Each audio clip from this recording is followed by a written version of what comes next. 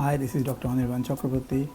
I often get asked by my patients, the doctor, if I go to an invitation for a wedding or if I go to eat out in an Indian style buffet, what do I eat? So I'll try to address that in this video. Hello, this is Dr. Anirban Chakraborty. I'm a consultant physician and diabetologist, and I have special interest in lifestyle medicine. Did you know that small changes to your lifestyle may bring big impact to your overall health? I make regular videos to give you tips and tricks so that you can make minimum changes to your lifestyle to have the maximum outcome. So if you are struggling with your health and are fed up of taking medicines, I hope you'll find my videos useful.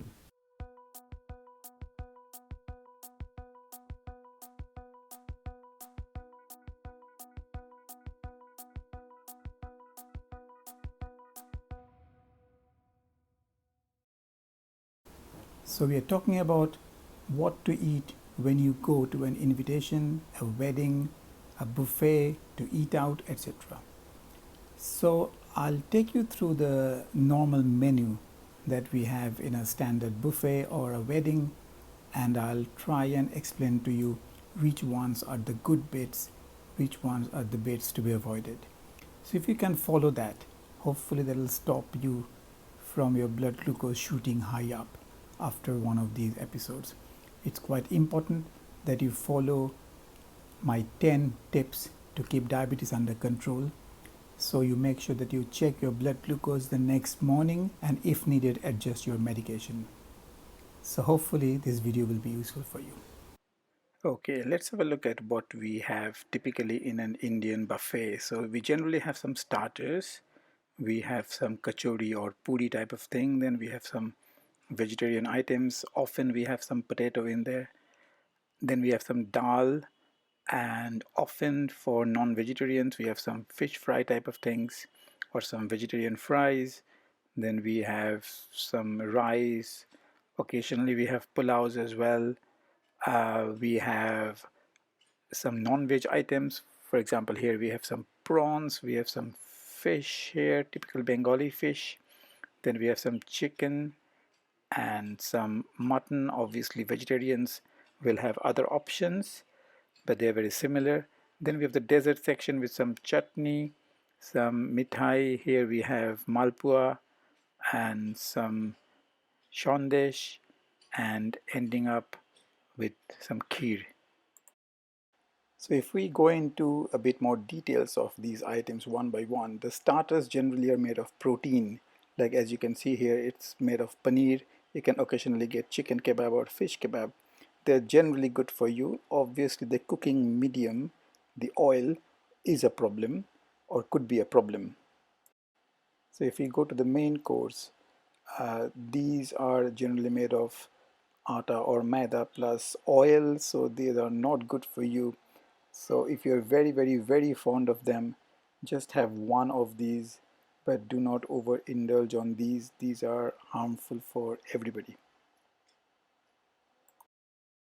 Next, we generally have some vegetarian items, and generally they're good for everybody. So please try to have as much of these as possible.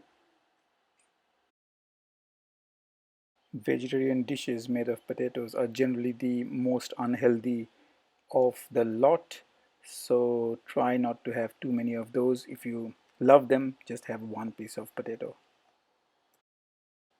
The dal section is generally good for everybody because it's high in protein, so try to have as much dal as possible. When we look at the fish fry or vegetable fry section, obviously the outer coating is the unhealthy bit, so try to not have too many of the outer coating, but the inside is okay. So the rice and the pulao section are the sections which you should not indulge on at all if possible, because you are having so many of other vegetables and non-vegetable items. So try to avoid this completely if you can. If you need to have something, just have a little bit of sprinkling of rice on your main courses.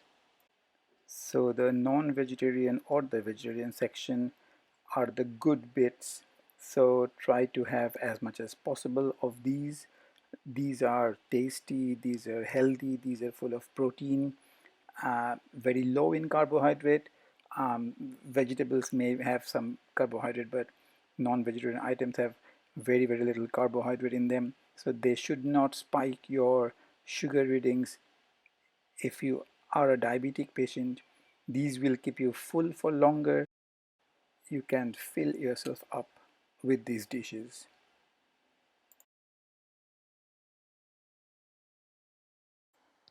Next, we go to the dessert section. So obviously, these are the section that you have to avoid if you're a diabetic patient. Anything like chutney is full of sugary syrup, so completely avoid that. Fried sweets are the worst kind of sweets because they're a combination of oil and sugar. So again, try to completely avoid these kind of desserts. Kheer are again combination of some carbohydrate plus sugar, so they're not very healthy. Again, try to avoid them, but they are better than the fried sweets as I showed you earlier. If you have to have any dessert and your diabetes is reasonably under control, you may have a piece of shondesh or rasgulla without the ras, because it's essentially chena with a bit of sugar in it. So try to have the shondesh if it is low in sugar, but obviously it is best avoided. This way you can occasionally enjoy your buffet meal or invitation without damaging your blood sugar control too much.